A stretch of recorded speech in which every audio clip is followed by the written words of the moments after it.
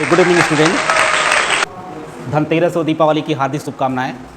और I think आप लोग का सिलेबस लगभग कंप्लीट हो चुका है, 1-2 चैप्टर बाकी है। ठीक है, तो इस समय जो समय चल रहा है, अब आपके एग्ज़ाम का जो टाइम बचा है लगभग नवंबर, दिसंबर, जनवरी, फेब में तो एग्ज़ाम होता ही है।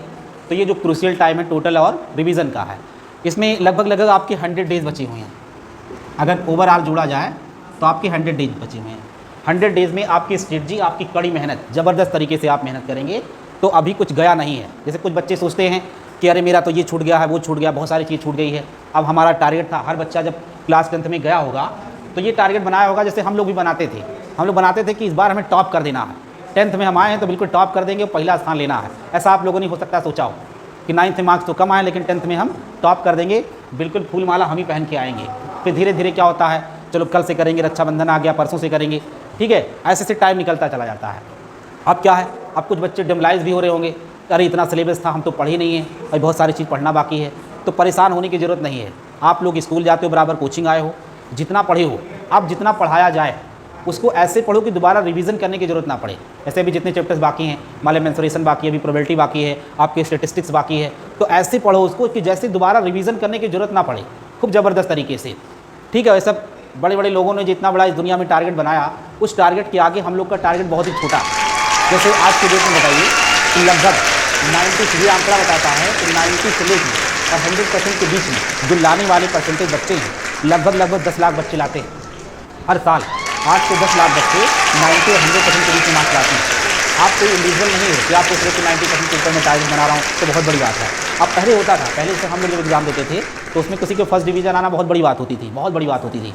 लेकिन आज के डेट में अगर किसी का बच्चे का 70% आ जाता है तो उसके घर में मातम शुरू हो जाता है। मतलब कहता है 70%, किसी का दूर दूर सुनो तो नहीं आता है। ठीक है, तो इसमें क्या है कि आपको स्ट्रेटजी बहुत अच्छे ढंग से बनानी होगी। अगर स्ट्रेटजी आज से तुम कसम खा लो कि मतलब मुझे मेहनत करना है ज़बरदस्त तरीके से, तो मार्क्स आप जो चाहते हो 90 से लेकर 95 तक आपके परसेंटेज आ सकते हैं, उसमें कोई डाउट नहीं है। लेकिन मेहनत करनी पड़ेगी।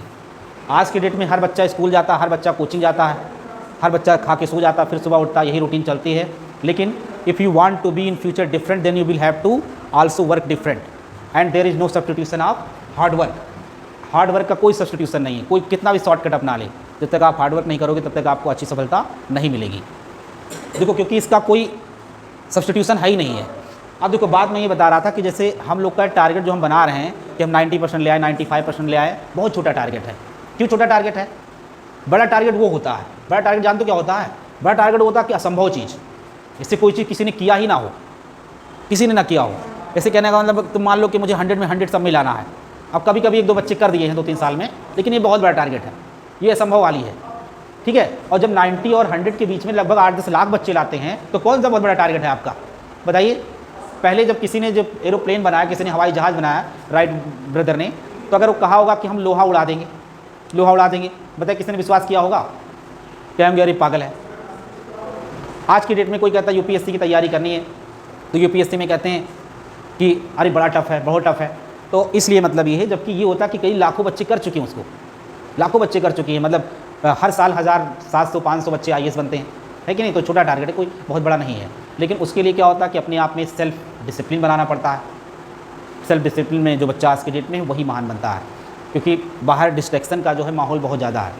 सोशल मीडिया है, इंस्टाग्राम है, फेसबुक है, तमाम सारी चीज़ें बच्चे को बहुत ज़्यादा प्रभावित करती है। नई लर्निंग एज होती है आप लोग की, 10th 11th 12th में कैरियर बनाने का भी होता है, कैरियर बिगाड़ने के भी माध्यम होते हैं, तमाम सारे ऐसे तरीके मौजूद हैं।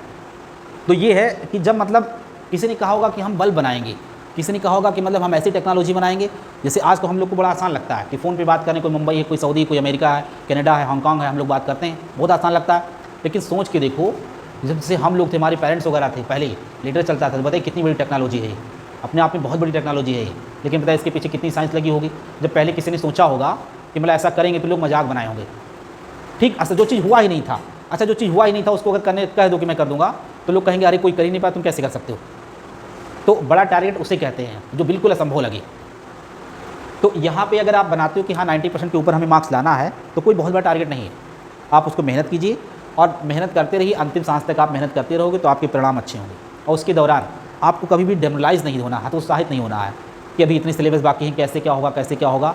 अगर आपने पूरे पॉजिटिव सोच के साथ मेहनत किया तो जितनी मेहनत करो उसकी कई गुना आपको रिजल्ट मिलेगा। लेकिन अगर डेमोरलाइज होके बात नेगेटिव में है, नेगेटिव सोच लेके अगर पढ़ाई करो तब तो नहीं होगा, जो भी तैयारी करते हो वो भी समझ में नहीं आएगा।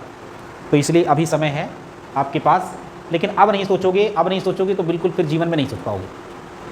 आप सोचो कि हम कल से करेंगे दीपावली की बात, दीपावली मनाएं, मम्मी मनाएं, पापा मनाएं, सब करें, आप भी शाम को बैठ जाना पूजा में, लेकिन फिर दिन भर आप पढ़ाई करो, ठीक है। ये आपकी ज़िंदगी में 10th बार बार नहीं आएगा, और 10th जीवन का सबसे इंपॉर्टेंट चीज़ होता है, यही आपके कैरियर को डिसाइड करता है। अगर देखिए 10th में अगर आपने अच्छे मार्क्स नहीं लाई तो आपको साइंस नहीं मिलेगा, अगर आप मैथ लेना चाहते हो मैथ नहीं मिलेगा, बायो लेना चाहते हो बायो नहीं मिलेगा, स्कूल वाले कहेंगे आर्ट ले लो, आगे चल के IAS की तैयारी कर लेना, मतलब बहाना बताएंगे। तो कोई एंट्रेंस एग्ज़ाम दोगे उसमें नहीं पास कर पाओगे। और 10th ही हमारा डिसाइड करता है कि 10th में अगर आपको बायो भी लेना है तो अगर यहाँ पे मैथमेटिक्स आपकी स्ट्रांग नहीं होगी तो वहाँ पे नीट नहीं क्लियर होगा, क्योंकि नीट में फिजिक्स पोर्सन जो होता है ना उसमें मैथमेटिकल पोर्सन ज़्यादा है, केमिस्ट्री में भी जो फिजिकल केमिस्ट्री होती है उसमें मैथमेटिक्स होती है। तो इसीलिए जितना समय बचा हुआ है आप सोचो ना कि कल से करेंगे परसों से करेंगे, आज ही से जाओ, पूरी जी जान लगा दो, पूरा जी जान लगा दो, ठीक है। क्योंकि मेहनत ही ऐसी चीज़, सब लोग मेहनत नहीं कर पाते वही तो, और आदमी जो मेहनत करता है ना वो किस्मत भी उसी का साथ देती है। तो यही है हमारी आप लोगों से शुभकामनाएँ हैं। हैप्पी दीपावली, हैप्पी धनतेरस, और खूब पढ़िए, खूब बढ़िए, अच्छे मार्क्स लाइए, ठीक है। और फिर हम मिलते हैं कब, 16 तारीख को, ठीक है, एक नई क्लास के साथ। चलिए, थैंक यू।